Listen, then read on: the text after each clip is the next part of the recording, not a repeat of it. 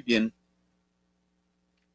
muy buenas noches a todas y a todos. Vamos a dar inicio a esta charla con un tema verdaderamente atrevido, por decirlo menos, y yo diría que temerario, porque pretendo en más o menos 50 minutos referirme a algunos puntos fundamentales que resultan de la relación que pudiera existir entre Hegel y el psicoanálisis. Eh, Soy perfectamente consciente de que el psicoanálisis es de una creación posterior a la muerte de Hegel. Georg Wilhelm Friedrich Hegel, pues nace en 1770 y murió en 1831. La versión oficial dice que murió en una epidemia de cólera que tuvo repercusiones en la ciudad donde llegó a vivir, que fue precisamente Berlín, en cuya universidad se desempeñó ya sus últimos años como profesor. Llegó a ser rector de la Universidad de Berlín y eh, pues en ese lugar desarrolló sus lecciones que fueron registradas en los cuadernos de sus discípulos y de esas lecciones surgieron una buena parte de las obras adjudicadas a Hegel, que en parte es cierto, Hegel tiene esas obras. Me refiero a las lecciones sobre historia de la filosofía, filosofía de la historia, estética y filosofía de la religión. Hay varios cursos y han hecho distintas ediciones con los cuadernos de notas de los estudiantes. En esas notas, generalmente Hegel prepara su clase escrita y se logró tener acceso a algunas de estas notas manuscritas por Hegel, aunque él escribía de manera muy pulcra, limpia, muy bien hecha, la introducción a esas lecciones. Entonces, en las ediciones de esas lecciones, lo que leemos como introducción sí está escrito por Hegel. Lo demás, mediante distintas ediciones críticas, se ha logrado consensuar una versión más o menos oficial, eh, canónica, digámoslo así, aunque no existe propiamente el canon en la obra de Hegel, sí existen ediciones críticas y algunos criterios de esto tienen que ver con la fidelidad de su pensamiento. Sí, efectivamente tenemos versiones que han sido editadas de la estética, de la historia de la filosofía, de la filosofía de la historia y de filosofía de la religión. Además hay otros manuscritos que poco a poco se han ido dando a conocer y forman parte de eso que llamamos el corpus hegeliano, aunque siempre se tiene que hacer la advertencia que esas lecciones, que más o menos son desde que Hegel es profesor en Berlín de, 1900, perdón, de 1820 a 1831, que muere, pues se deben más a sus estudiantes. Así que, bueno, ese es Hegel, que vive pues prácticamente a caballo entre el siglo XVIII, la mitad de su vida la vive en el siglo XVIII y la otra mitad de su vida la vive en el siglo XIX, y le toca vivir acontecimientos realmente trascendentes, históricos en el sentido estricto, aunque él tenía para sí la idea de que el búho de Minerva levantaba el vuelo en el crepúsculo, es decir, que solamente cuando han pasado los acontecimientos se puede hacer filosofía de ellos. Una filosofía que se proyecta a lo que va a pasar o de lo que está pasando, seguramente se va a equivocar.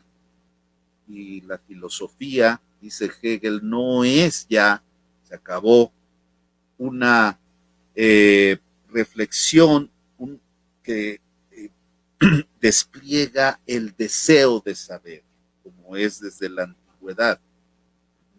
Ya no es filosofía, deseo o amor por el saber. Ya la filosofía es el saber, la ciencia del saber. Entonces, bueno, es que son palabras muy fuertes y altisonantes instaladas en la época que estamos viviendo, en el patos posmoderno que nos está enmarcando nuestra capacidad intelectiva, nuestra reflexión, nuestra posibilidad de comprensión. Sí, en efecto, Hegel desafía toda la historia de la filosofía, desafía su presente y él está convencido de que todo el mundo anterior ha concluido, ha terminado y está enterrando su ser ahí. Y de ahí se abre una nueva etapa, es la aurora de una nueva época y la filosofía es su propia época como síntesis del pasado, como condensación del pasado, para no entrar en equívocos de la tesis, antítesis y síntesis y ya con eso tengo a Hegel. No, no, no. Es una condensación de todo el pasado hecho presente, ¿no? El pasado no existe más que bajo la forma del presente. Ese es un pensamiento de Hegel. Antes de Benjamin, antes de a contrapelo de la historia, antes de la versión de los oprimidos, antes de las víctimas, es solo puedo entender el pasado desde el presente, con criterios del presente. Incluso si mis criterios quieren ser los mismos del pasado, yo ya estoy haciendo una transposición del presente, de mi mundo presente, hacia el pasado. Entonces al pasado siempre se le revisa retroactivamente o en retrospectiva. Siempre estamos viendo el pasado o la historia desde el presente. Y es desde el presente en el que se puede confeccionar un pensamiento que sea efectivamente la comprensión sistémica de la verdad, la comprensión sistémica de la verdad que es una con la realidad. ¿Por qué es una con la realidad? Bueno, es obvio que la realidad no está ahí, no aparece, ese es el realismo ingenuo, no la conocemos con los sentidos, porque por lo demás nuestros sentidos solamente son un medio para que lleguen ciertas representaciones a nuestro pensamiento, pero no son la manera de conocer. Por supuesto que el conocimiento empieza con los sentidos, pero no termina con los sentidos. Esto era un dictum de Kant que ya había encontrado carta de naturalización, por supuesto, en la filosofía, sobre todo en la filosofía alemana, sobre todo en esa especial coyuntura de Prusia, todavía no existía Alemania, de Prusia terminando el siglo de las luces francés, el siglo de las luces inglés o escocés, y una Alemania que, cuyas luces, cuyo siglo de las luces había sido un choque importante entre la razón y, llamémosle así, el sentimiento, entre el racionalismo, por supuesto, y el romanticismo. Es un choque que se manifiesta, por supuesto, no solo en el idealismo alemán, sino ya propiamente en Schelling, Hölderlin y Hegel. No son ilustrados en el sentido de la ilustración del siglo XVIII. Estos tres filósofos son seguidores de la filosofía kantiana, pero al mismo tiempo reivindican lo que esa filosofía había dejado fuera de la comprensión racional. Sí, todo lo real es racional y todo lo racional es real. No nos vamos aquí a discutir las traducciones acerca de lo que significa real y realidad en Hegel, porque luego esto va a tener repercusiones en el concepto de lo real en Lacan, que en realidad es una categoría, pero bueno, pues sí hay que decir que Hegel distingue entre la realidad inmediata propia de la certeza sensible todavía no existía la masificación de los medios electrónicos, entonces esto pudiera dar muchas pistas para comprender en toda su profundidad el impacto de los medios de comunicación para construir realidades imaginarias, sí, así, realidades imaginarias, y poder incluso construir órdenes de sentido que pueden presentarse como racionales y en realidad abrigar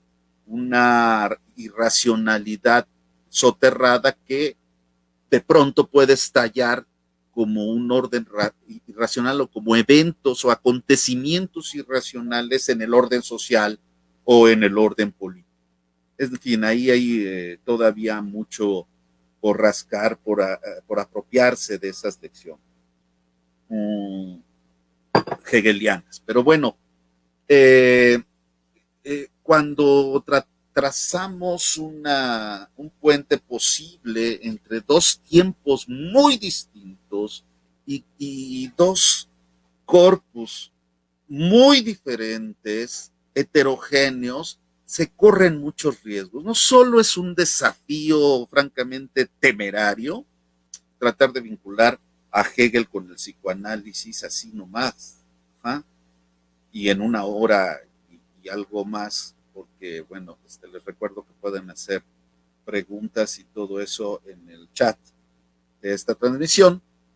Sí, efectivamente, es demasiado desafiante, pretencioso decir, voy a hacer una vinculación de Hegel y el psicoanálisis. Porque bueno, pues el estudio de Hegel lleva toda la vida y el estudio del psicoanálisis lleva toda la vida. Entonces, digamos que cómo nos atrevemos a hacer esto. Bueno, es que se tiene que hacer por muchas razones que yo encuentro tanto en el psicoanálisis como en la filosofía hegeliana.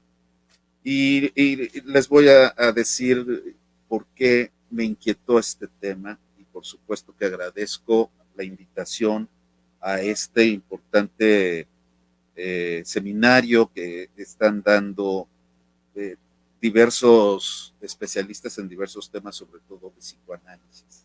Agradezco muchísimo la invitación.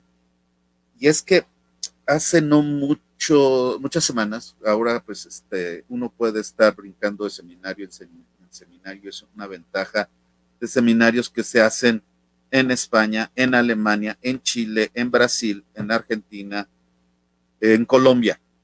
Y uno puede estar al tanto de algunas de las discusiones que pues antes pues simplemente no se podían tener acceso de manera sencilla, se tenía uno que esperar a la publicación de las memorias y cosas así.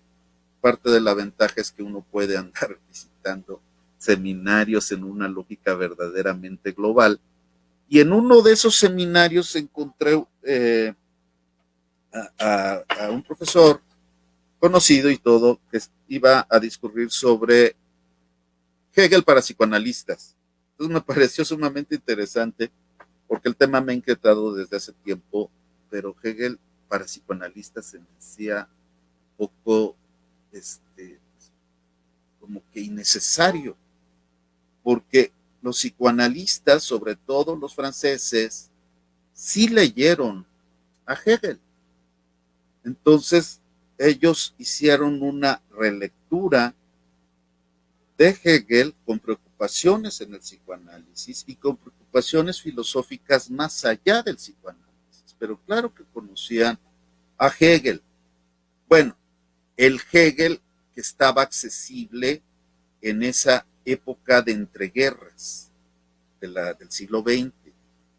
Es decir, pues no todos leían en alemán y no todas las obras de Hegel estaban traducidas al alemán, al francés, perdón. Entonces, solamente algunos podían tener acceso, los interesados en la filosofía alemana, a la filosofía kantiana y hegeliana. Entonces, efectivamente, era un poco complicado hacerse con Hegel, pero después, digamos que sí se comenzó a popularizar entre comillas, ¿no? Y también a vulgarizar la doctrina hegeliana y hubo un desarrollo importante de la filosofía hegeliana en Francia. Sí, y alguna de esa difusión llegó obviamente al psicoanálisis a la francesa y se pudo desarrollar de una manera muy creativa. Entonces no era necesario un Hegel para psicoanalistas, porque además, pues, ¿cómo le vamos a hacer para traducir la filosofía hegeliana a lo que demandarían los psicoanalistas si no conocemos pues prácticamente nada del psicoanálisis? Entonces es un reto mayúsculo establecer este vínculo y no es casual que no abunde la bibliografía con el tema Hegel y el psicoanálisis, pero es necesario. ¿Por qué? Es necesario porque en la obra de Freud encuentro un llamado no satisfecho a algo que le llamamos, solemos llamar dialéctica, un llamado a la lógica ontológica llamada dialéctica que nos permite pensar de otra manera incluso las lecciones del fundador del psicoanálisis, para poder traerlo al análisis social, pero también al drama trágico individual del ser humano que habita este planeta en el siglo XX.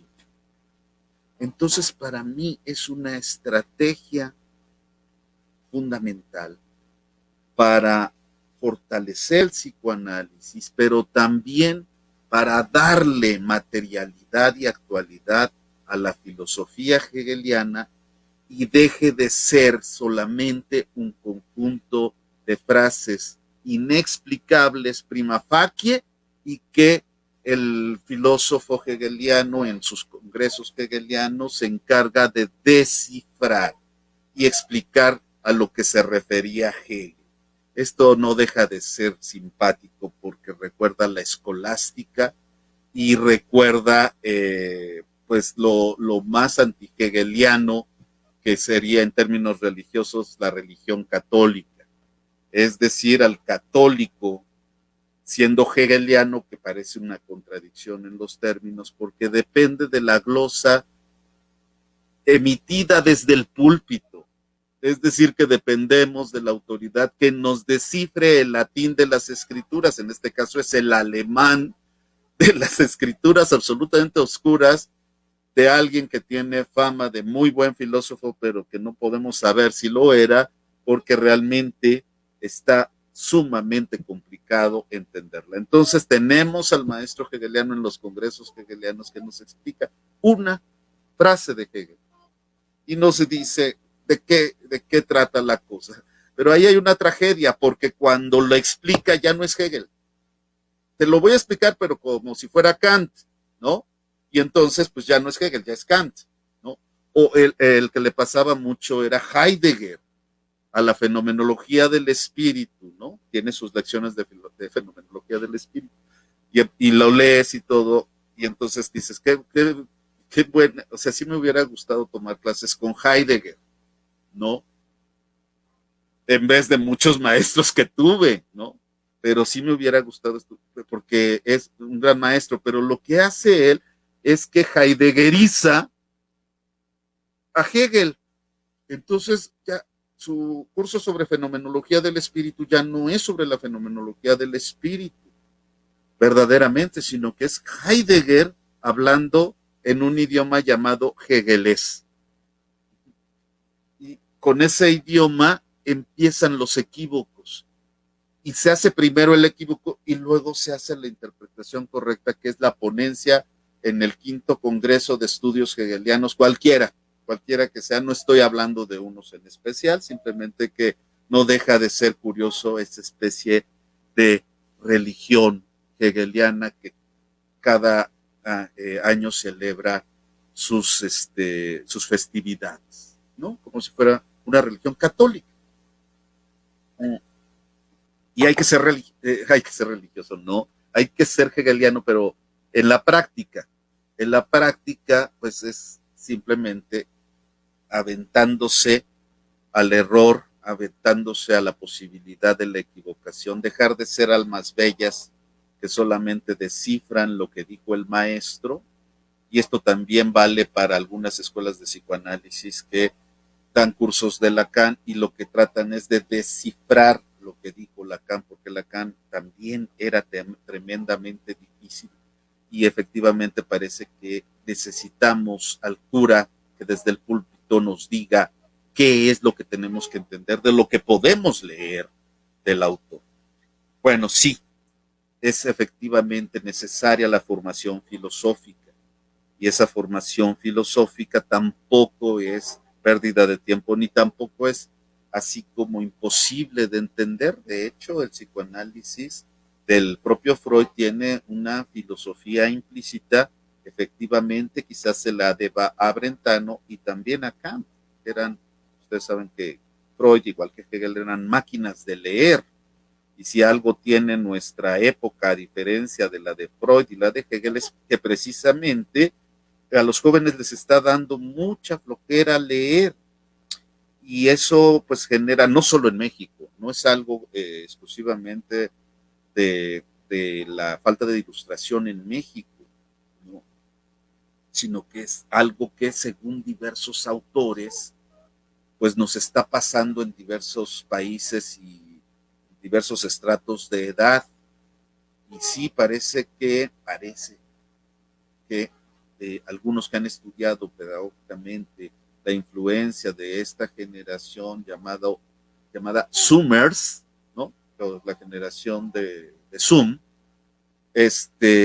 pues parece que hay problemas ahí de comprensión de textos abstrusos o textos difíciles. Entonces ya vamos a ver cuál va a ser el futuro del idealismo alemán, que pues es un conjunto de libros difíciles y más cuando ya son traducciones, ¿no? De un idioma complicado como el alemán, por lo menos complicado para nosotros de lenguas romances, y para apropiarnos del alemán y sobre todo del tipo de pensamiento filosófico alemán. Quizá por eso sea muy bien valorado estudiar los textos de los pensadores alemanes, ¿no? Son muy difíciles y ya si uno logra entender algo de esos autores, pues quiere decir que uno es muy inteligente y todo eso. No, no es cierto, ¿no? Se presta a la charlatanería, se presta a que yo citando algo que dije de Hegel, que alguien dijo de Hegel, ya parezco que lo he leído. Y le pasa a muchos psicoanalistas, pero sobre todo maestros de psicoanálisis que hacen referencia a la filosofía que está detrás del psicoanálisis y sí hacen una referencia eh, a Hegel, pero es una referencia no solo indirecta, sino básicamente incorrecta. Y entonces ahí se complican mucho las cosas para el psicoanálisis, porque efectivamente se refieren a un Hegel que les contaron, no a un Hegel asimilado, no a un Hegel leído, no a un Hegel reflexionado y pensado, sino a un Hegel ciertamente impostado, impostado. Suele pasar con la dialéctica del amo y el esclavo, ¿no? Que para el psicoanálisis lacaniano resultó muy importante y con eso, con toda la filosofía política y la sociología política de la alteridad, que fue absolutamente fundamental para instaurar el multiculturalismo como ideología dominante en los años 90. Y con el multiculturalismo, el gran despliegue de los derechos humanos como si fuera el nuevo paradigma programático de un proyecto de emancipación. Y efectivamente, pues recurren a una cierta lectura, a una cierta interpretación que no proviene de la lectura de Hegel, pero que es muy importante para hablar del otro, de la alteridad, de la otra realidad, o de la realidad muy otra, como se le dice de manera correcta, en una retórica muy característica del magma posmoderno que estamos viviendo, del patos posmoderno que estamos viviendo y respirando cotidianamente y que todavía no sabemos las consecuencias que tiene. Pero es el asunto de la alteridad como lo otro que vale por ser otro. Y si no, pues eres un intolerante, eres un monopolista de la verdad, eres un totalitario, eres un tiránico, eres un totalitario como Hegel, que se le vincula con el totalitarismo. Entonces hay que abrirse al otro, abrirse a las realidades del otro. Pero hay que distinguir al otro con minúscula y al otro con mayúscula, porque son otros diferentes. El otro, cuando venga este signo, la O mayúscula, la A en francés, entonces estamos hablando de otra cosa, ya no del otro inmediato, ¿no? Porque en lo real, y ahí vienen de pronto así cosas muy raras, en lo real el discurso del amo está enajenando a la histérica, pero en realidad es el deseo de la histérica, etcétera, etcétera. No quiero caricaturizar, pero he oído varios discursos de este tipo y nadie puede negar que de pronto las ideologías implican formas de enunciación determinadas, pero que están vacías o no tienen la densidad que puede aparecer en la retórica o en el discurso o en la narrativa usada según los casos, según los recintos y los auditorios.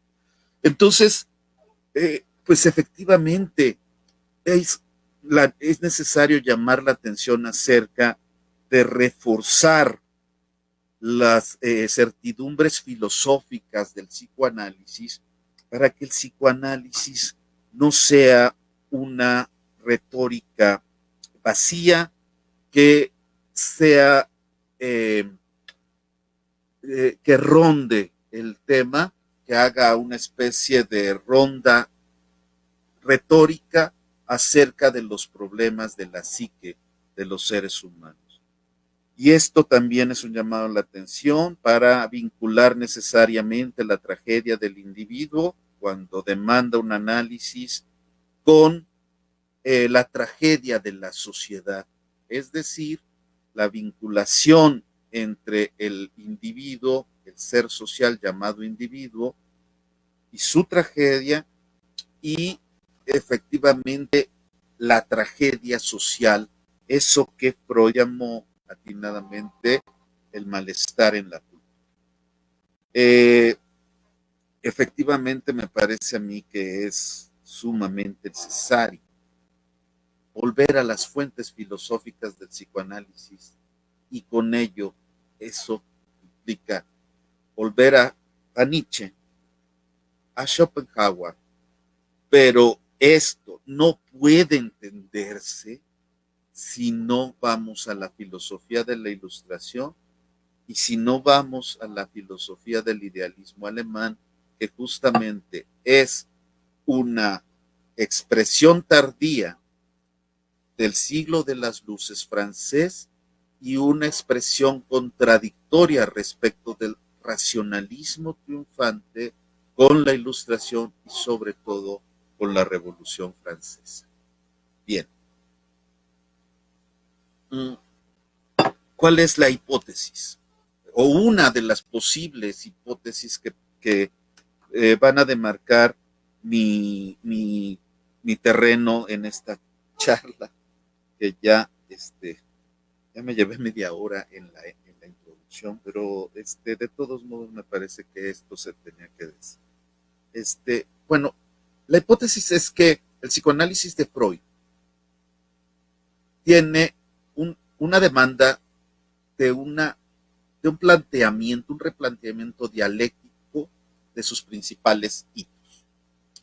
Dialéctica le estoy llamando a la forma de pensar lógico-ontológico. ¿Qué quiere decir lógico-ontológica? Que la realidad está construida desde el pensamiento. Que si hay realidad fuera del pensamiento, pero es la realidad cosmológica. ¿Sí? Entonces, ¿qué sería del cosmos sin seres humanos? Pues no sabemos.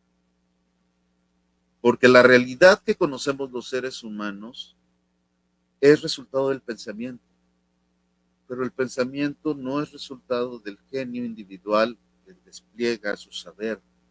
El pensamiento es siempre resultado histórico de relaciones de poder, de autoridad, de dominación, de gobierno, en suma, de relaciones procesuales políticas, en un sentido filosófico amplio de política, cuando casi se identifica con la ética en un plano aristotélico. Es decir, la política es lo que hace López Obrador en la mañana.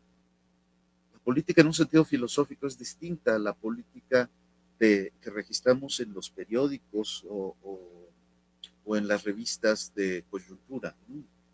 La política en un sentido filosófico quiere decir efectivamente conocimiento, saber acerca del convivir, acerca del vivir juntos y por tanto de un especial lenguaje que se usa en la esfera pública, que se usa en la plaza pública, que se usa en el ágora para llegar a acuerdos con los que se obligan los ciudadanos a obedecer normativamente lo que establece el consenso.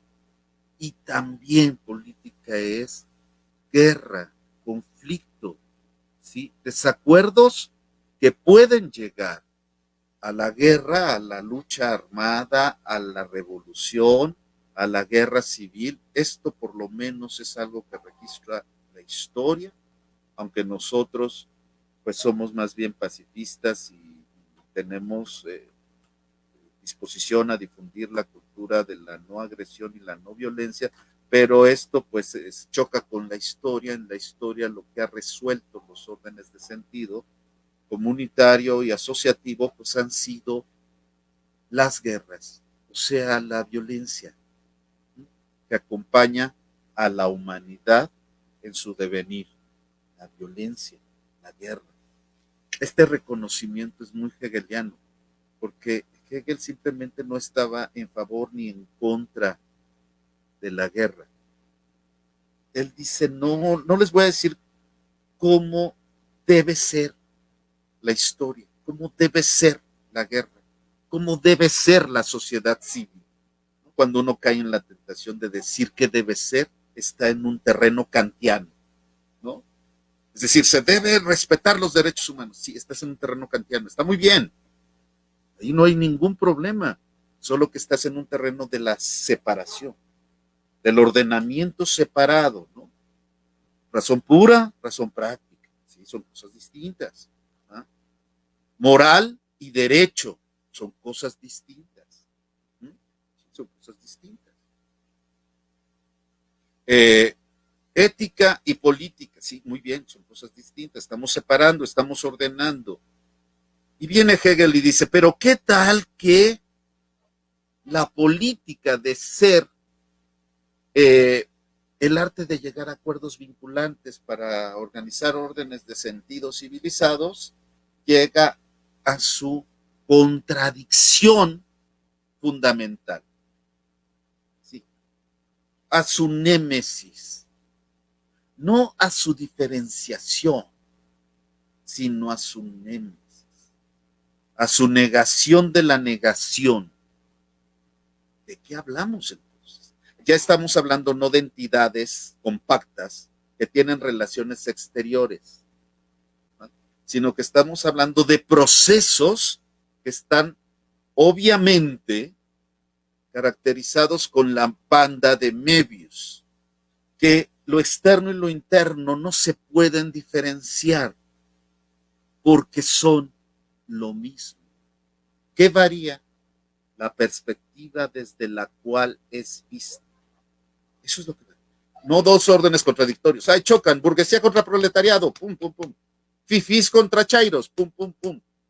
Morena contra morena. No. Oh, sí, pero dialécticamente, ¿qué querría decir? Dice Hegel, no hay mal como no hay bien. ¿Sí? Se relativizan, se relativizan. Y entonces, ¿cómo que todo es relativo? Sí, todo, menos el todo, que es absoluto, que tiene que existir como idea para que todo se relativice y por tanto se mediatice para existir. Algo para existir tiene que existir y contradictoriamente tiene que negarse para existir. Y yo iba a empezar esta charla precisamente hablando de los males que llevan a alguien al diván o a la terapia o a hacer un análisis propiamente, que no es una terapia gratificante, un análisis. Sería enfrentarse a la tragedia, sería enfrentarse al sueño de la vida, en la vida es sueño, al pecado de haber nacido, a la raza miserable de un solo día. ¿Por qué te atreves a quererme torturar para que te revele el secreto de la vida? Cuando ya el secreto de la vida es completamente inalcanzable para ti. Lo mejor para los humanos es no haber nacido, decía Sileno, citado por Nietzsche. Y lo segundo mejor es morir lo antes posible. Y así se fue Sileno riendo con una risa estridente a declararnos cuál es la realidad de los humanos, que es la fragilidad, la vulnerabilidad, la finitud, su temporalidad acotada, pero su infinitud en el pensamiento que nos acerca a la condición de dioses, pero dioses falsos, porque a veces nos creemos efectivamente narcisistamente lo único que existe en la creación. Iba a empezar diciendo, bueno, ¿por qué el amor frecuentemente se convierte en dolor, en sufrimiento, en padecer y luego en odio? Revisen el affair de Johnny Depp y su ex esposa y vean si no. Digo, esos porque son famosos, pero alguna vez hemos experimentado cuando el amor se convierte pues en lo contrario y dices, bueno, ¿por qué me odia? ¿Por qué? Si fuimos tan felices cuando nos amamos, pero el amor se acabó, ¿no? También iba a decir al principio, ¿por qué tenemos una sensación permanente de insatisfacción? Bueno, pues porque el deseo efectivamente no se satisface. Y si no se satisface, entonces, ¿cuál es nuestra oportunidad de ser felices? ¿O para qué venimos al mundo? ¿Para, para sufrir? ¿Para padecer? ¿Por qué ese sentimiento permanente de inquietud, de desazón, de insatisfacción? Ya llegué finalmente, ya soy todo un licenciado, un maestro, un doctor, ya tengo mi primer $1,000,000. Eso no es cierto, pero puede alguien decirlo. Y sin embargo tengo una sensación de desazón, de hastío, de odio, de insatisfacción, de malestar en la civilización. O sea, tengo todo lo que puedo tener, ¿no? Sin embargo, no estoy contento, soy depresivo, soy adicto, tengo apegos apasionados que me envenenan, tengo relaciones adictivas, destructivas, tengo una relación de codependencia, me tengo que tatuar el cuerpo porque quizá mi papá, mi padre o mi madre no me tatuó la ley.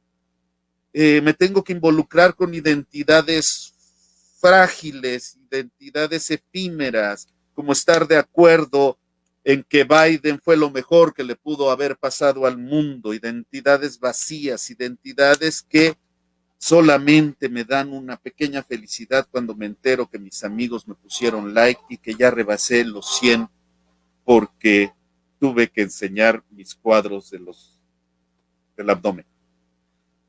Y sin embargo, ahí sigue la infelicidad. el malestar en la cultura.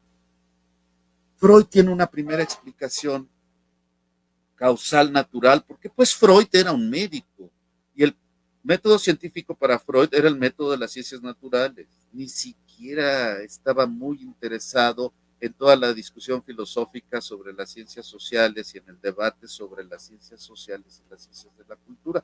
Freud tenía pretensiones de cientificidad como naturalista y sin embargo, para hallar explicaciones especulativas acerca de ese malestar que le llegaba de pronto permanentemente al consultorio, pues sí, tenía que hacer reflexiones de carácter filosófico traídas de otros terrenos que no eran la lógica aristotélica, sino que eran más bien la filosofía kantiana y la filosofía hegeliana que no conocía en primera persona. Es decir, era un hombre muy culto y sabía de la existencia de eso, pero como muchos que se acercan a Hegel dicen, esto es un galimatías realmente incomprensible. Lo dice Popper y nadie puede decir que Popper era un tonto, Popper era muy inteligente, pero también lo dice Bertrand Russell y lo dicen varios de los grandes filósofos de la ciencia del siglo XX. Hegel es incomprensible porque no dice nada, porque dice cualquier cantidad de burradas y pues no tiene sentido invertir mucho tiempo en su comprensión porque pues no te va a dejar en realidad nada. Y dice, todo lo envuelve en palabras contradictorias y todo. Vean ustedes qué importancia tiene leer dialécticamente Tótem y Tabú, o el yo y el ello, o más importante aún, más allá del principio del placer, cuando la segunda tópica viene a completar o a superar la primera tópica. Es decir, estamos hablando del principio del placer y de la pulsión de Eros, la pulsión de vida, lo que nos impulsa a reproducir la vida, y pum, resulta que se encuentra con otra pulsión contradictoria, que es la pulsión de muerte. ¿Y si fueran la misma?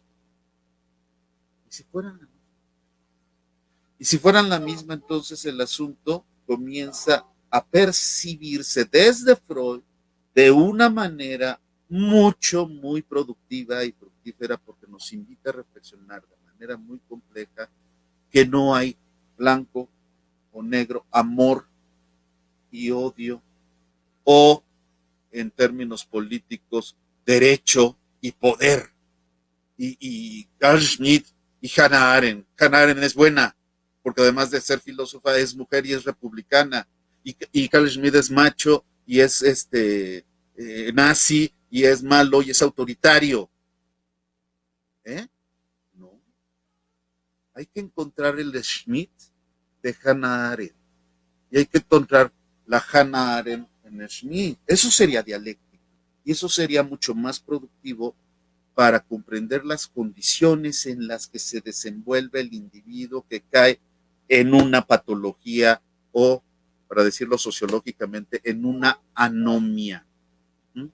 Y entonces empezamos a ver que la anomia es la normalidad y que hay una patología de la normalidad que nos invita a pensar.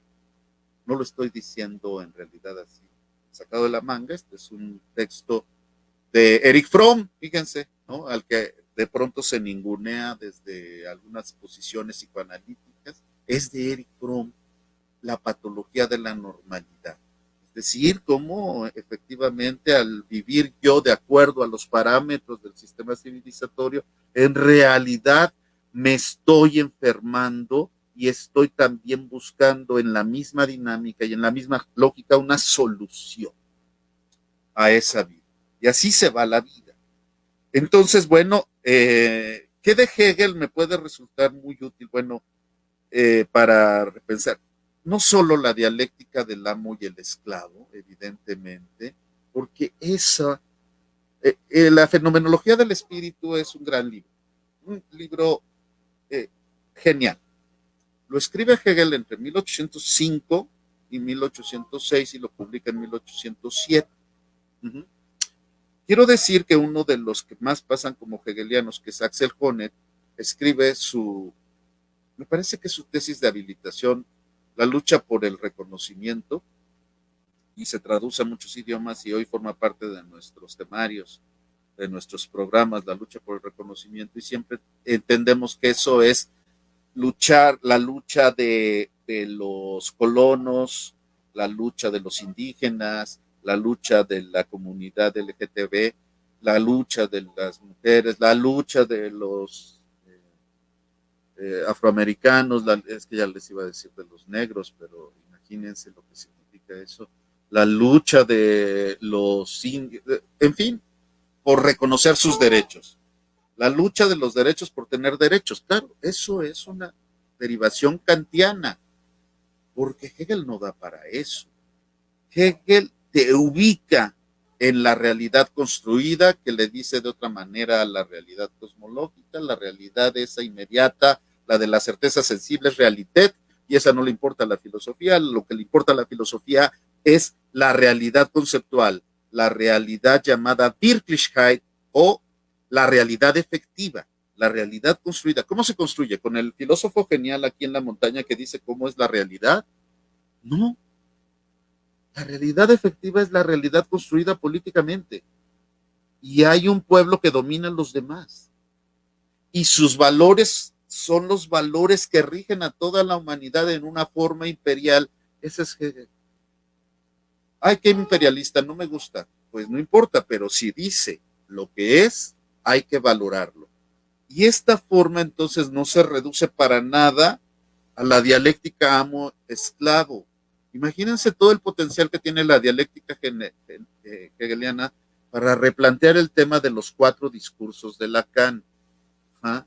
Porque 4 que son 5, ¿se acuerdan? ¿No? Y sí les quiero decir que esto implica una lectura filosófica de Hegel y no una lectura lacaniana de Hegel, que es la que está imponiendo Slavoj Žižek, porque adapta a Hegel a los requerimientos lacanianos y ya de pronto los adapta a sus, a ocurrencias políticas, ¿no? Eh, por ejemplo, él justifica éticamente eh, el crimen de Medea como la verdadera forma del deseo, ¿sí? Y entonces dices, no hay manera de justificar éticamente el crimen de Medea. Sí, se puede decir tramposamente, desde una perspectiva ética, el acto de Medea es éticamente perverso, pero eso no quiere decir que constituya un acto éticamente correcto o adecuado a los principios de la humanidad y de la libertad el darle muerte a sus hijos por celos de la Medea. Entonces, ese es así un ejemplo. Otro ejemplo es su delirio stalinista y su reivindicación de Stalin, sin pronunciarse realmente acerca del Gulag y los campos de concentración soviéticos. O sea, nada, ¿no? Pero tiene su póster como provocador, ¿ja? Pero tiene un significado muy hondo el tener a un Stalin en el cubículo, me parece a mí, más allá de la provocación.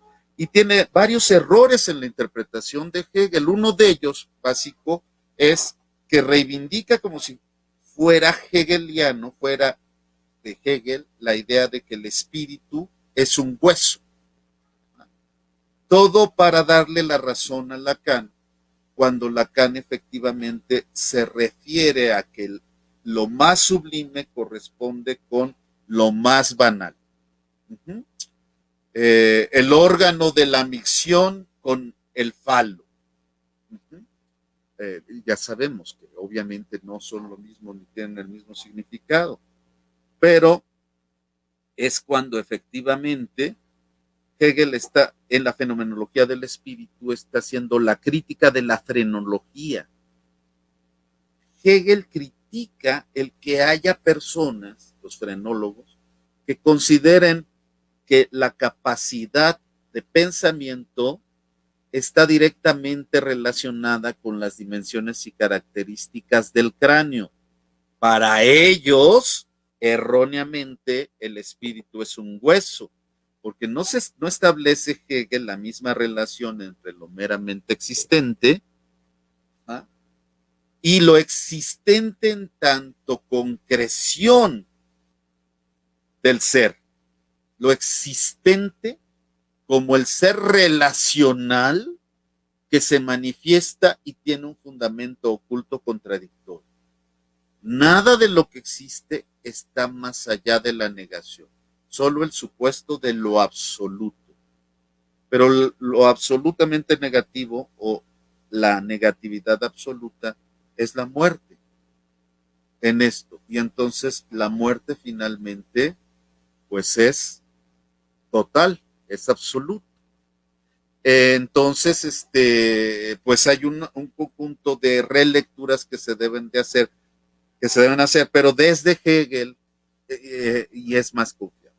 Efectivamente, Hegel, pues tiene la fenomenología del espíritu de su puño y letra.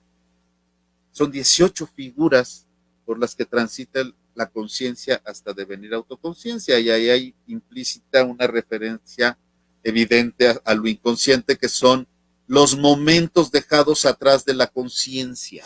Esa sería la idea de lo inconsciente en Hegel.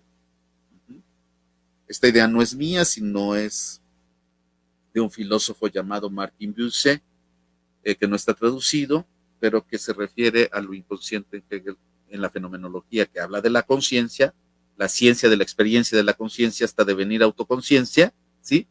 Y lo inconsciente sería eso dejado atrás. Entonces no sería del orden de lo no reconocido porque me da pena, sino de lo olvidado, ¿ah?, incluso no solo ontológicamente, sino también eh, desde el punto de vista de la historia, no de la especie, no sería filogenética, sino de la forma cultural de un tiempo determinado. Eso sería muy interesante. El otro libro que escribió Hegel es La ciencia de la lógica, desde 1812 a 1816, en 3 libros: el primer libro sobre el ser, el segundo sobre la esencia y el tercero sobre el concepto. Es un libro realmente muy difícil, pero porque obliga a pensar de otra manera, de una manera contradictoria, los fenómenos o los procesos que tenemos enfrente para el saber. Es cuando el saber se sabe a sí mismo, cuando el conocimiento se conoce a sí mismo. Es muy importante la lógica de Hegel. De hecho, sin la lógica, Hegel no es Hegel. Y luego ya la filosofía del derecho, que es pues lo menos incomprensible, y luego las lecciones. Ahora, ¿se puede entender a Hegel? No es imposible entender a Hegel. No, no es imposible.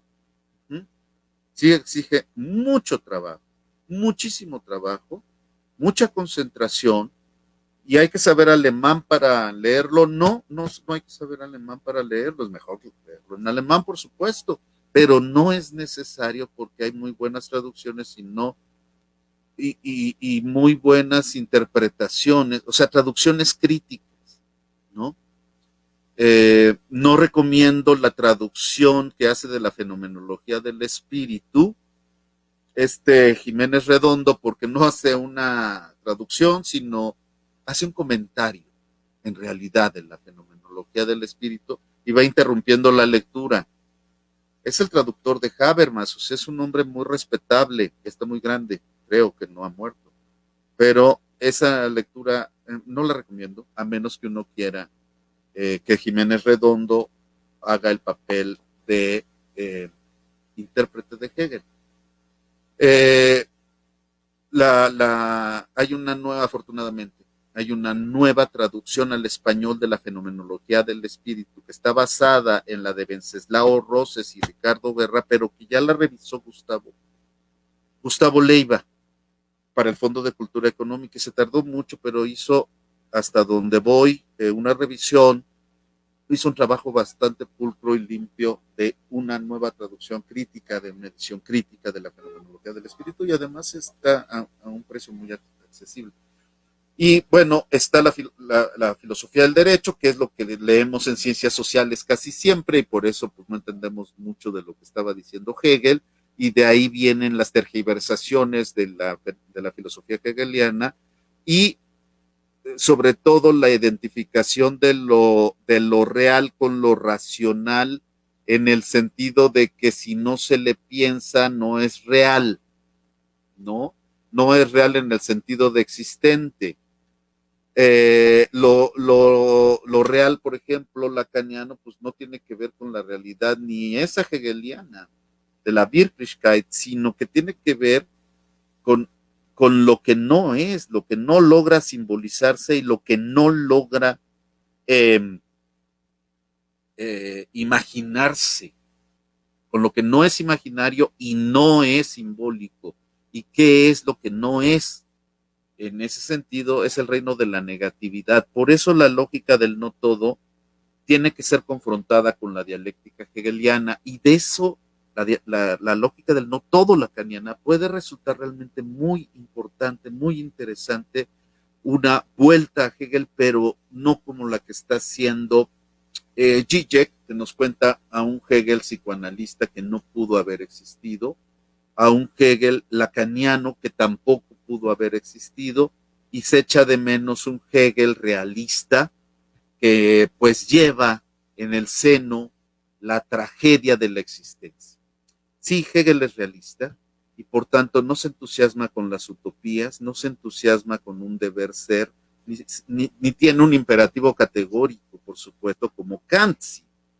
Kant se presta mucho a las recomendaciones morales. Ya saben que es una época de hipermoralidad, que todo lo moralizamos, y más potenciado con las redes sociales, porque si no moralizas, no tienes identidad y te pueden hacer lo peor que puede pasar, que es eliminarte de las redes sociales, quitarte esa identidad o bloquearte, que sería ya la muerte, la muerte.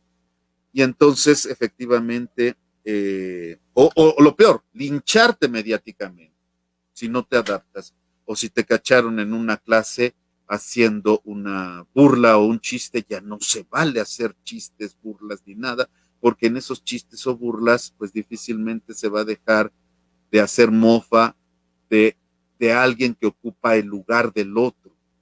Y entonces en esta época realmente se ha dificultado explicar algunas cosas que tienen que ver con la realidad, digamos, real, y esa realidad real es la que Hegel tiene. Estoy viendo algunos comentarios que me mandaron, me gustaría dedicar, bueno, ya cumplí una hora de hablar, y entonces me gustaría dar la palabra en el chat, porque me parecen importantes algunos comentarios. Muchos saludos, muchas gracias a todos los que eh, fueron, atendieron a la invitación que les hice y que están aquí saludándome. Muchas gracias. Y desde varios lugares, desde Asunción, Paraguay, nos, nos manda un saludo José Vicente Caballero Quiñones, muchas gracias. Dulce Gómez García, ¿cómo define Hegel el psicoanálisis? No lo puede definir porque no lo conoció. ¿Cuáles son los planteamientos hegelianos que retoma el psicoanálisis? Depende del psicoanálisis. Recuerden que el psicoanálisis es un corpus inmenso, pero sí recibió un golpe muy fuerte con el libro negro del psicoanálisis, aunque el acuerdo entre psicoanalistas fue hacerle el vacío, sí se cuestiona muy profundamente al psicoanálisis, y ha seguido en esa beta crítica del psicoanálisis un filósofo como Michel Onfray. Entonces ahí podemos hacer cualquier cosa, o lo ignoramos o lo tomamos directamente, y vemos que sí y que no es válido de esas críticas del libro negro del psicoanálisis y de Onfray, que descartan, básicamente desacreditan el psicoanálisis, pero tienen algunos inventos que no son realmente de tomarse en cuenta, pero hay cosas que son ciertas, como el carácter acomodaticio de que el psicoanalista nunca se equivoca, ¿no? Nunca se equivoca y finalmente cae en la tentación de hacer la interpretación, ¿no? Y decírsela, cuando la lógica del psicoanálisis tendría que ser otra, lo cual implicaría un enorme esfuerzo del pensamiento reflexivo en el psicoanálisis.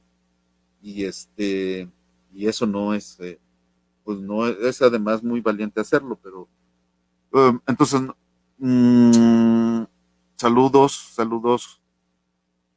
¿Qué apreciación tiene acerca de la lectura que hace Kojev de Hegel? Kojev es muy inteligente, es tremendamente inteligente, la verdad. Y tenía una misión política y luego se volvió en un hombre políticamente muy importante en el servicio exterior, pero de Francia, que empezó a delinear las características de la Unión Europea como forma civilizatoria de organización de un Estado no nacional, sino global. Eso no es Hegel, eso es Kojev.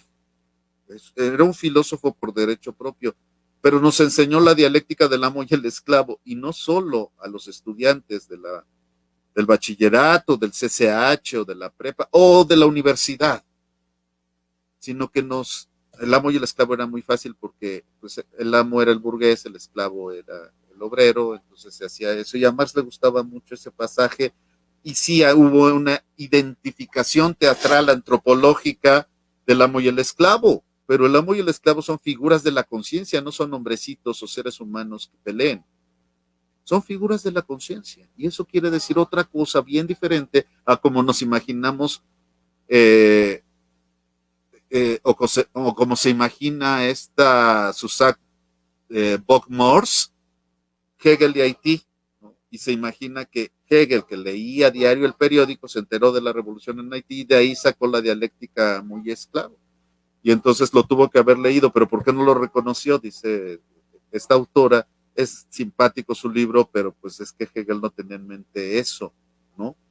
No estaba hablando de eso, estaba hablando de figuras de la conciencia que evidentemente tenían no uno, sino varios referentes históricos, porque se necesita una erudición poco común para sublimar los hechos históricos que reportan los libros de historia, ¿sí? Y hacer una filosofía de la realidad histórica como momentos del presente. Esto ayuda al psicoanálisis en términos de lo que en Hegel es la superación, porque el psicoanálisis, si se queda nada más en hacer consciente o por ejemplo en no ceder ante tu deseo, pues evidentemente me parece que está echando por la borda lo que significa la superación, no la superación personal, sino la Aufhebung, sí, la negación de la negación, el llevar consigo la contradicción del vivir, del hecho del vivir.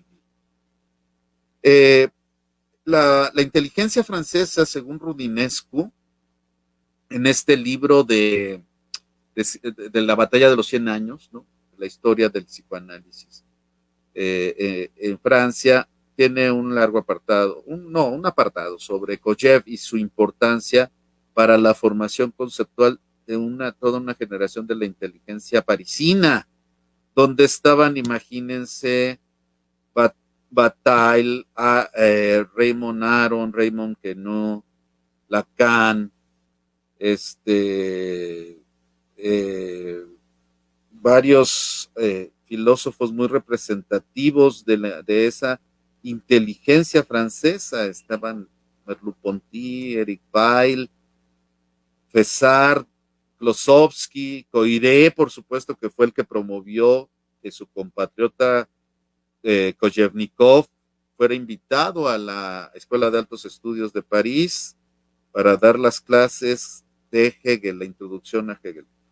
André Breton también estuvo en esas clases y obviamente Lacan pues tomó de ahí la forma del seminario y la explicación que hace de los textos de Freud y de su propia interpretación de esa relectura de Freud.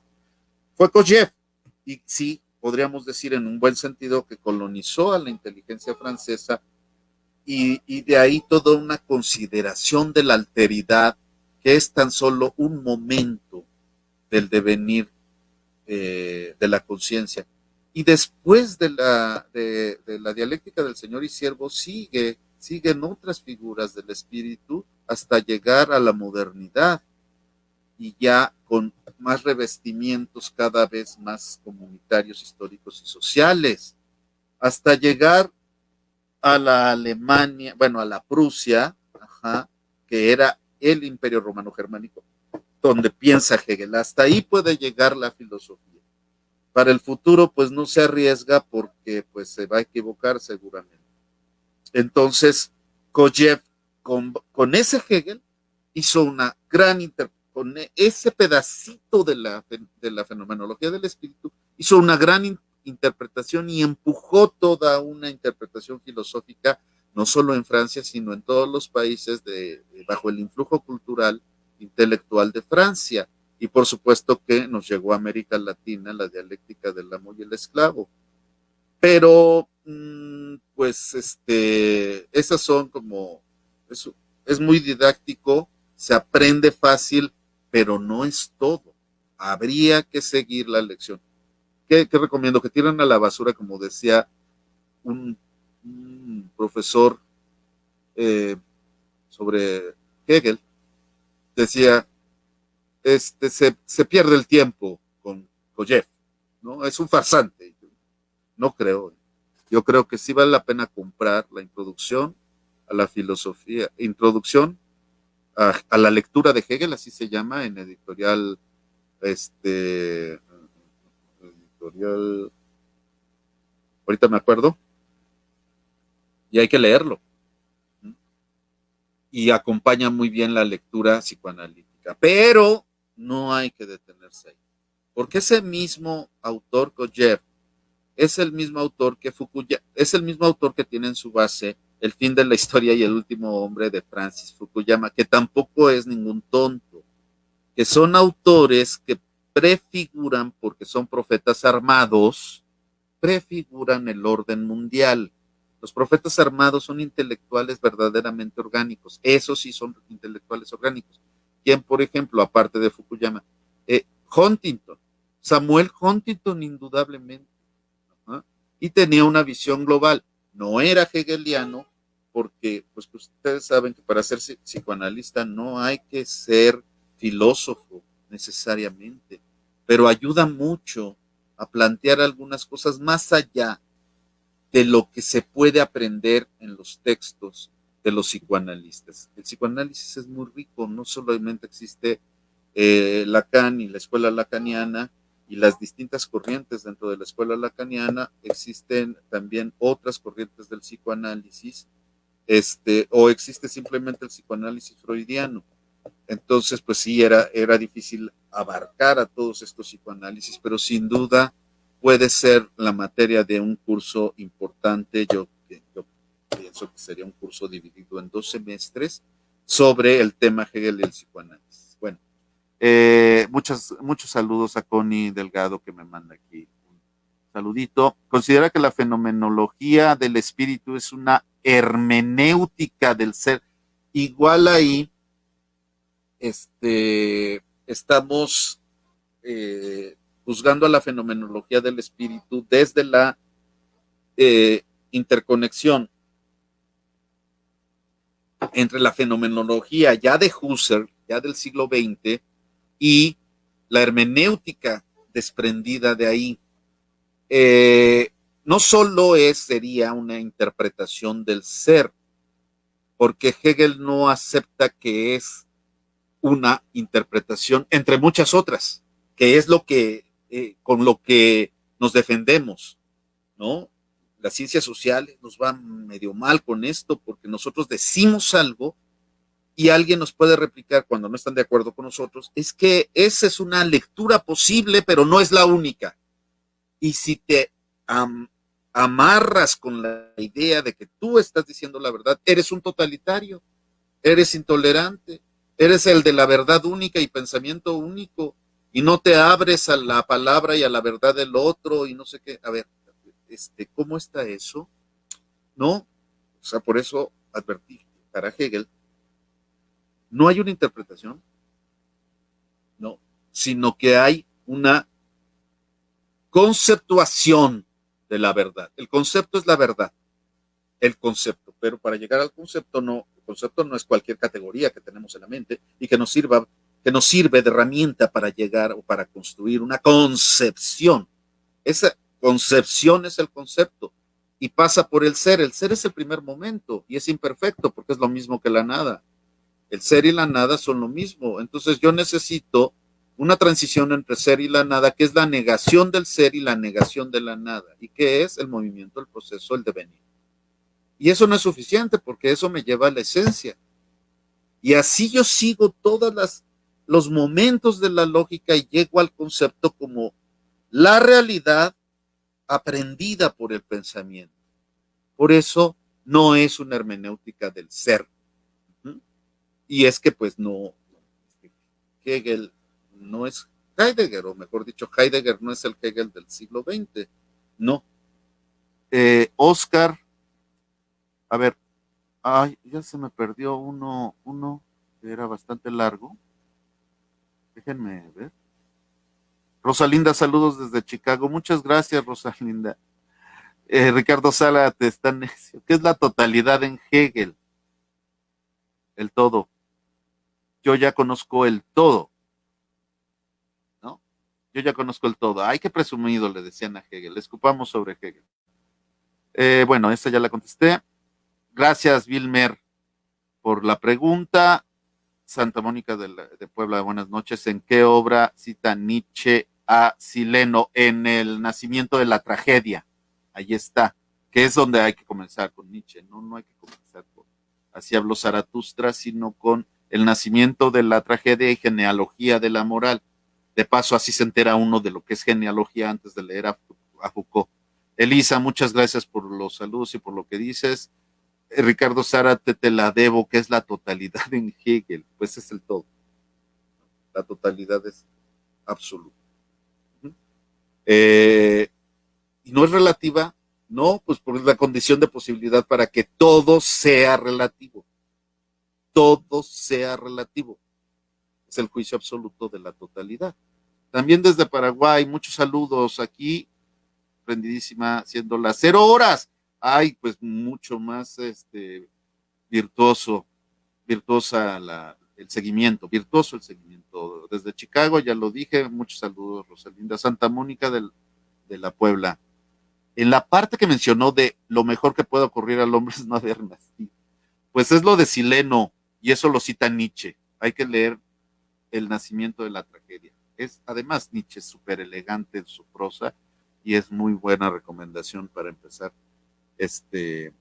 la filosofía como de una manera muy sensible, y luego ya hay que ir a Spinoza y luego a Hegel. Bueno, pero esas son otras cosas. Germán Rodríguez pregunta, bueno, gracias por su charla. Axel Honneth y Alessandro Ferrara tienen tiempo intentando hacer un diálogo entre filosofía y psicoanálisis, principalmente en la escuela inglesa, como Klein, Winnicott, etcétera, con su noción de reconocimiento y relaciones de objeto. ¿Tiene alguna opinión sobre esta lectura? ¿Qué podría ofrecer la lectura de Hegel al psicoanálisis sobre el concepto de objeto, superando la división tradicional sujeto-objeto? Claro, por supuesto. Este, bueno, este Honet ha pretendido recuperar algunas categorías muy clásicas como la de reificación o cosificación, a Lukács en ese sentido, y también habla de las patologías de la razón, ¿no?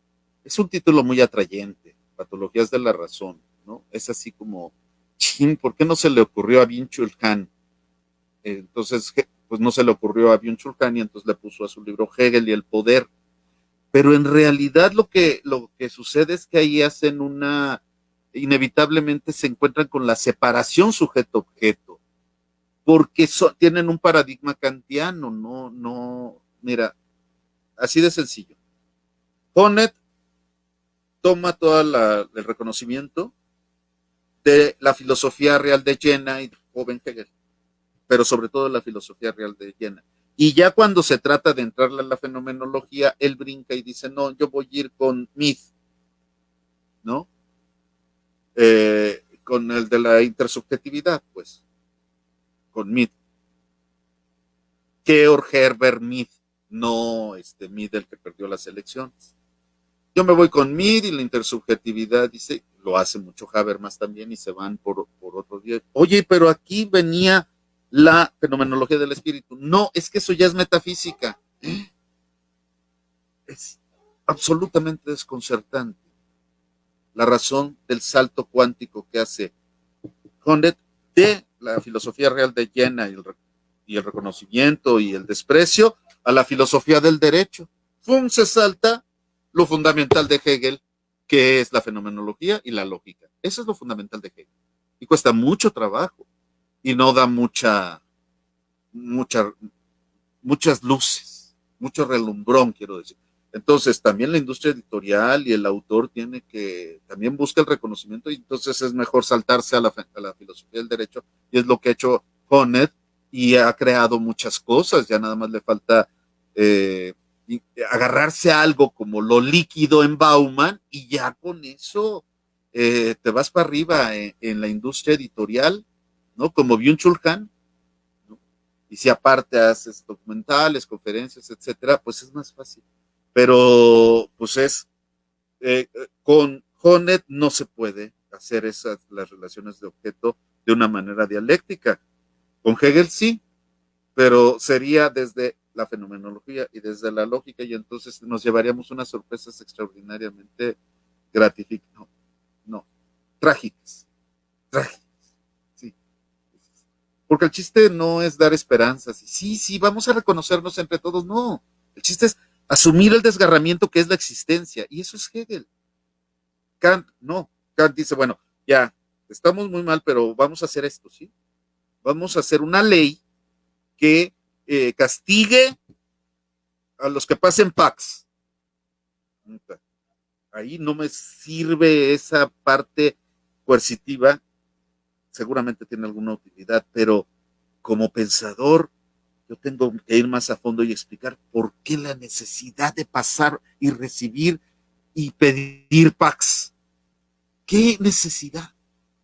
Del imaginario, de la no realidad, de la masturbación. ¿Qué pasa con estos jóvenes? Bueno, ahorita por la pandemia no se pueden ver, pero el PAC viene desde antes. En fin, pienso eso, ¿no? Está padre esto de la división tradicional sujeto-objeto, es que el sujeto se objetiva. Recuerden, uno de los libros introductorios, demasiado teológicos, pero introductorios a la obra de Hegel se llama precisamente sujeto-objeto, así sujeto-objeto, sujeto-objeto. ¿Ah? Como subtítulo es El pensamiento de Hegel, el autor, ¿quién puede ser?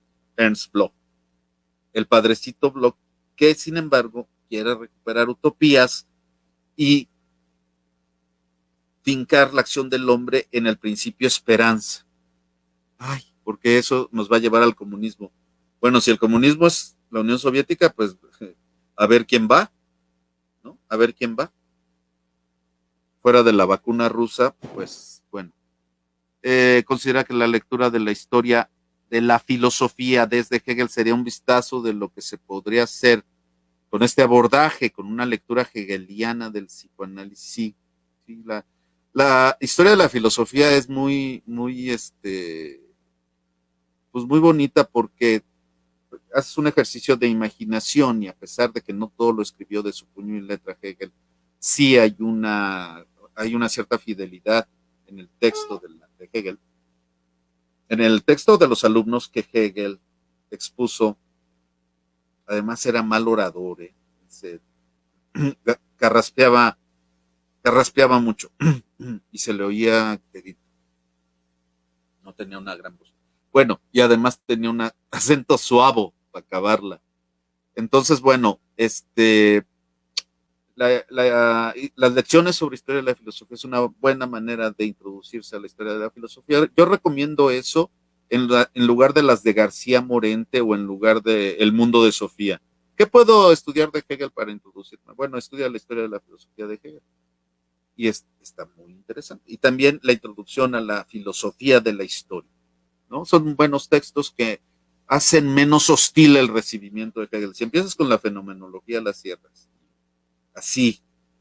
Y entonces no. Hay que empezar con Hegel, de la mano de un buen intérprete. Kojèva es una posibilidad, pero hay muchos otros que son eh, pues menos sesgados a construir un orden como la Unión Europea, pienso yo. Santa Mónica de la Puebla en el nacimiento de la tragedia. Ah, ya contestó ella, gracias. Profesor, ¿qué opinión le merece el libro Lacan, el amo absoluto? Es una crítica muy bien pensada ese texto. Es que con la destrucción de los ídolos, de pronto, pues ponen algunos acentos que normalmente en una lectura escolástica de los autores pasan desapercibidos, se pasan por alto. Este texto me parece uno de los mejores, pero desde una perspectiva muy crítica, la asunción de la figura de Lacan, ¿no? Eh, a mi juicio, tiene razón en el juicio general. Eso no le quita méritos, por supuesto, a la lectura que nosotros podemos hacer de Lacan, independientemente de la figura de Lacan. Es diferente a la lectura que nosotros podemos hacer de Lacan y puede ser una lectura muy creativa, pienso yo. Pero me gusta ese libro. Cuando lo leí, eh, pues empecé a ver con escepticismo algunos de los profesores que exponían. Ay, gracias a Lacan. La introducción a la lectura de Hegel, gracias José Vicente Caballero Quiñones, efectivamente es de Editorial Trota. Muchas gracias.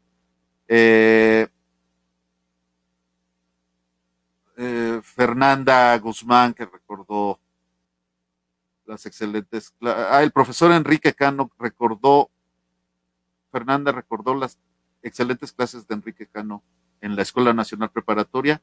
Eh, bueno, Anita Lavalatina, saludos, Gerardo. Muchas gracias, Anita. La ¿Qué opinión tiene usted de Deleuze y Guattari y su crítica a la Cantuta? Está buenísima, ¿no? Porque pues es justamente la introducción. Es que me gusta ese debate, la Deleuze, pero ya murió. Y Deleuze sobre todo, y Zizek, porque Zizek le contesta. Y se arma un debate, pues, que es solo de Zizek, porque pues ya Deleuze no le puede contestar. Pero tenía como lacaniano ortodoxo que es, además de la corriente de quien canoniza los seminarios de Lacan, Jacqueline Miller, pues es efectivamente un seguidor que tomó como propia la idea de que había que hacerle una respuesta a Deleuze del Antiedipo y Mil Mesetas y a Guattari también. Y yo no sé si Zizek tenga éxito.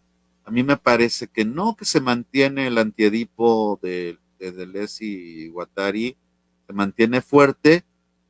Y el esquizoanálisis me parece una idea que puede ser explotada en términos de análisis de la sociedad, más que del individuo.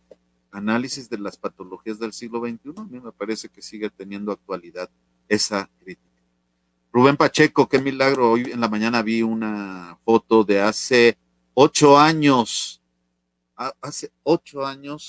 que estabas ahí junto a Moisés. ¿Qué opinión tiene usted allá? Gracias por los saludos, gracias a todos por los saludos. Y hay otras, bueno, me felicitan mucho, saludos, excelente. Denis Valverde, saludos Gerardo, siempre siguiendo tus impresionantes cátedras ¿qué lectura puedes recomendar para identificar el principio de individuación en Hegel, la filosofía del derecho? La filosofía del derecho. Lo que pasa es que la filosofía del derecho se entiende de una manera sin la lógica y otra con la lógica. Y entonces ahí ya el proceso cambia. Por lo demás, pues no, o sea, Hegel no podría, Hegel no podría decir el psicoanálisis, vale. Tampoco podría decir Marx me siguió hasta aquí, pero le faltó. No, no puedo, desde Hegel. Lo que se puede hacer es desde nosotros. Nosotros hacemos la lectura, nosotros hacemos, por ejemplo, la recuperación de la fenomenología de Husserl, la recuperación de la hermenéutica de Gadamer, la recuperación de la filosofía heideggeriana, o de Hannah Arendt, o de Simone de Beauvoir, o de distintos autores del siglo XX, y los ponemos a discutir, pero ya es una labor de nosotros, sobre todo tratándose de pensamientos tan potentes, tan fuertes, como el de Spinoza, como el de Kant, incluso como el de Schelling, que también de pronto se pone de moda porque tiene una visión alternativa a Hegel, y si Hegel es el eurocéntrico por excelencia, y todos los céntricos que se puedan acumular, pues entonces Schelling se recupera como el que hace la primera apertura hacia el otro. Gustavo Nava, muchas felicidades, Gerardo. No dejas de enseñarnos como el excelente maestro que eres. Muchas gracias. Mi pregunta es, doctor, leer hegelianamente los principios freudianos implica también reconstruir el psicoanálisis lacaniano, corregirle la plana a Lacan, como se dice popularmente. No, porque eso ya no se puede hacer, no, no corriges a Lacan, como Lacan no corrigió a Freud, simplemente desarrolló lo que ya estaba en las premisas de Freud y pensó con él. Y hasta donde le dio lo hizo, tratando de darle mayor potencia al psicoanálisis, sobre todo con el lenguaje, con la filosofía del lenguaje, y lo rescató con eso, pues sí, del extravío biologicista en el que de pronto puede caer. Que en términos de lo que interpela la filosofía hegeliana a respecto de Lacan, sí, pues es que evidente, si te nutres de la forma de pensamiento de Hegel o de Kant y de Hegel, entonces sería muy bueno releer a Freud y a Lacan y a la corriente inglesa que hace rato algún participante mencionó, y otras corrientes que se reclaman del psicoanálisis, incluso los junguianos, yo sé que son de pronto indeseables para algunos, o incluso otras corrientes, puede hacerse una relectura muy interesante porque la hacemos desde nuestro tiempo, y nuestro tiempo ya no lo vivió ni Hegel, ni Freud, ni Lacan, ni los lacanianos. Bueno, sí, algunos lo están viviendo, ¿no? Pero el asunto es no encajar acá el mundo en mi esquema teórico, ¿no? Eso no es hegeliano. Eso no es lógica ontológica. Aquí yo tengo y tiene que caber, y lo que no ¡ah! Y tiene que caber. No, no, no, eso es dogmatismo. Lo que hay que hacer es efectivamente fluir con la lógica, el acontecer, y a través de estos autores se puede enriquecer de una manera muy creativa. Entonces, pues quizá retomemos algo, digamos, el estrago materno, ¿no? O la declinación del nombre del padre. Y entonces esto nos lleve a cuestionar no solo el padre, sino la figura, el ser varón en una época hostil al varón a priori. Y entonces podemos estar haciendo un diagnóstico tan necesario para nuestra época, que no sea dogmático y no sea moralista, ¿no? Esto está escandaloso, realmente está fuerte lo que está pasando. en este patos posmoderno. Eh, no le podemos corregir la plana a Lacan, pero pues también tenemos que leer, por ejemplo, a Marx diciendo, esto no se dio así, y más bien podríamos retomarlo en esta dimensión. ¡Pum! Vale. Y entonces nos volvemos muy creativos. Es algo que nos falta en México, ¿no? O sea, en otros lados inventan cosas, ¿no? Como, bueno, eh, la figura de Lacan es muy útil cuando habla del estrago materno, pero yo como veo que los violadores son los padres, entonces voy a hablar del estrago paterno y por qué un padre puede no responder a su principio. Son de pronto ocurrencias que con el lenguaje correspondiente pues ya puedes dar cursos enteros sobre psicoanálisis. Y es lo que le pasa a algunos que se dedican al psicoanálisis, ¿no? Y bueno, hay otras cosas, como el cobro excesivo. ¿Por qué? ¿Por qué es tan caro? Porque es el tamaño de tu culpa. No, no es cierto. Estás en México. En fin, vamos a demandar que sea parte de la canasta básica. Profesor, recomienda la lectura de Félix Duque de Hegel. Sí, sí, definitivamente Félix Duque es uno de los en lengua hispana que no es fácil, pero lleva de la mano la interpretación de Hegel.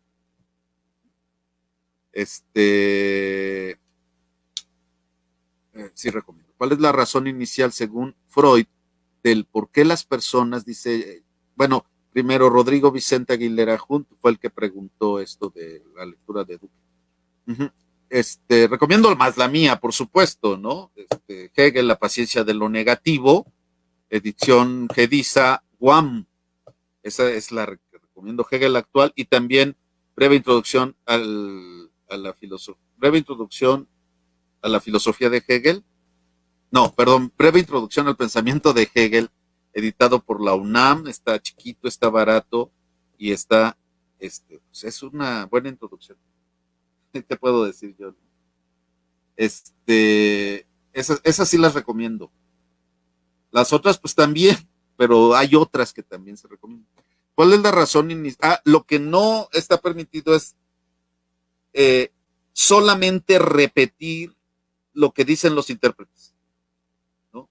Los intérpretes son o somos una vía de acceso, pero jamás vamos a sustituir la lectura de un autor. Jamás, jamás. De pronto me toca revisar tesis que pues no leen al autor del que dicen hablar y entonces, pues, ¿qué se hace en esos casos? Janine Vázquez, ¿cuál es la razón inicial según Freud del por qué las personas nunca están satisfechas por más logros que éstas tengan? Bueno, lo que sucede es que ahí hay una interpretación teórica y también metapsicológica que tiene que ver, pues sí, con con, con las categorías trascendentales, por eso es metapsicología, y muy kantiano esto, categorías trascendentales de la primera y la segunda tópica. ¿Ah? O sea, ahí vemos un proceso de transcrecimiento o de superación. No es que se niegue solamente la primera tópica, sino que la primera tópica es retomada y tiene una nueva problematización mucho más dinámica con la segunda tópica. Uh-huh. Y entonces, eh, esto tiene como algo fundamental el Edipo. Y entonces como el impulso, como la pulsión, que es la representación en la psique de fuerzas biológicas, o sea, no es nada más la biología aquí, el animal y todo eso, sino que es una representación en el orden del pensamiento, una agencia representativa de los impulsos naturales. Entonces ahí estamos hablando de algo que después tomó la neuropsicología, que ha seguido creciendo en las neurociencias y sí ha sido problematizado desde la filosofía, por supuesto. Entonces es algo un poco más complejo, pero para Freud simplemente era que esa dinámica de la pulsión no se puede satisfacer de una manera directa, sino que se tiene que satisfacer de manera sublimada, ¿sí? Y entonces el impulso asesino del padre, pues no se puede satisfacer, porque hay un orden moral que revela precisamente el bloqueo de esos impulsos del Edipo, es decir, de asesinar al padre y acostarse con la madre. Ya todo lo demás es que no dice eso, sino que dice el erotismo y dice la madre como representación de la mujer, etcétera, pero esas ya son reinterpretaciones que le quitan a Freud el peso de hipersexual que con la madre y que cómo va a ser y de todo esto. Es decir, esa eh, elección de objeto y la satisfacción directa de ese objeto, pues no, de esa pulsión no se puede,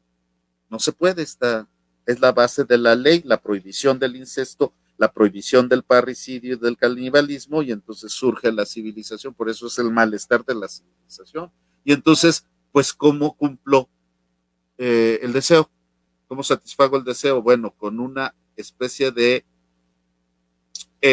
simulacro, es decir, compro.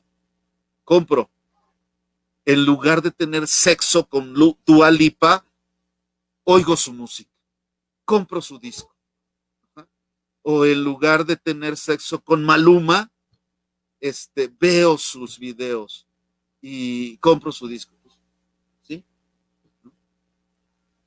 Pero bueno, esto es muy simplista, como lo dije, pero tiene que ver esa insatisfacción permanente. Entonces, como todo está en el orden de la fantasía y la imaginación, esa satisfacción pues me deja insatisfecho. Pero lo peor es cuando el objeto sexual deja de satisfacerme, porque ya me casé, ya firmé, ya me comprometí, puta, y ya no la amo, o ya no lo amo. ¿Qué hago si además tenemos 3 hijos? Y como hombre, ahora en estas nuevas condiciones, pues pierdo todo. Entonces, es algo para pensarse, por eso la insatisfacción. Eh, ¿Cómo vamos? Bueno, hay muchas preguntas. Rodrigo Vicente Aguilera, buscaré tu literatura, muchas gracias. La mayoría de mis libros son de descarga gratuita, están en la página de la UAM Xochimilco Universidad Autónoma Metropolitana. Xochimilco están en la División de Ciencias Sociales y Humanidades, en el repositorio digital. Y hay varios textos que tienen capítulos sobre psicoanálisis y política, porque es uno de mis temas. ¿No le parece que Lacan se escapó de la filosofía del lenguaje y la inmersión en la topología lo sustrajo del nombre del padre? Lo nombró heresí. R-S-I, real, simbólico, imaginario. Esto está para pensarse más detenidamente, Patricia. Me pones en un brete con esto tan cargado.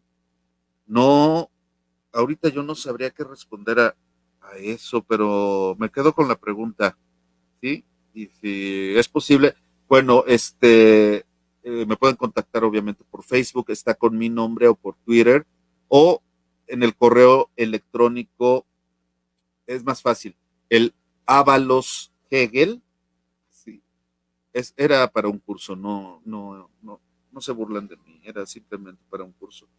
avaloshegel@gmail.com, ¿no? Y así podemos intercambiar y todo eso. Me comprometo a responderla. Uh-huh. Un saludo, ¿podría explicarme, recomendar algo de lectura sobre el concepto de inmanencia? El concepto de inmanencia en Hegel. Sí, hay varios textos. Hay una introducción a la filosofía, no, se llama Una propedéutica. Hegel, Una propedéutica. Búscalo, por favor, está en español en editorial Es una editorial argentina que se llama, donde escribe Rubén Dri. Estoy con las editoriales un poco Alzheimer, pero este, Hofmeister, el autor Hofmeister, una propedéutica. Hegel, una propedéutica, en esta editorial argentina que es muy buena y muy cara ya en México, pero bueno, Hofmeister, búscalo, por favor. Diplomado en Dimensión Psicoanalítica junto con Josefina Pilar. Muchos saludos, Jürgen Ferry, ¿no? Muchos saludos. Tengo grandes recuerdos de esos seminarios de Dimensión Psicoanalítica de los viernes, que era realmente heroico llegar hasta la Narvarte a tomar los cursos los viernes en lugar de irse a un buen bar. Pero sí me acuerdo muy bien, aprendimos mucho de esos cursos con Hans Zettel y compañía. Bueno, yo creo que es todo eso. Jesús Escobar, no le componga. Ah, ok. Patricia, la lengua, que no es filosofía del lenguaje, sino lingüistería. Sí, sí, sí, sí. La tomo en cuenta y me comprometo a contestar. Bueno, queridos, eh, les agradezco muchísimo que hayan seguido esta charla introductoria, inicial, obviamente, general, un barrunto en realidad de introducción. Les agradezco realmente muchísimo que hayan seguido.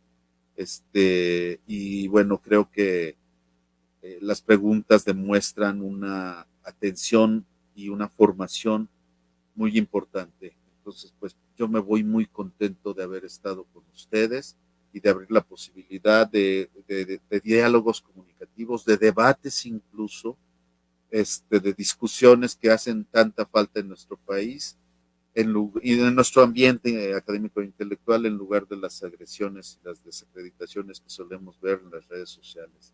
Les agradezco mucho su atención. Hasta la próxima. Nos estamos viendo.